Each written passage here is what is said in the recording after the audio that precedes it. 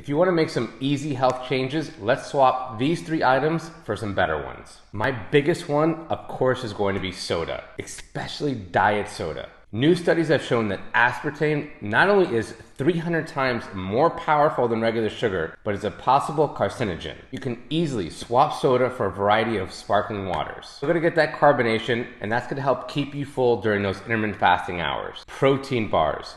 Get rid of them. Some of these so-called healthy bars have upwards of 20 ingredients to them. Corn syrups, vegetable oils. You can easily swap this for a snack pack of hummus and carrots. You're still gonna get a little bit of protein on top of good vitamins and nutrients. If you can't find a snack pack in your store, you can easily make one. Check out these right here.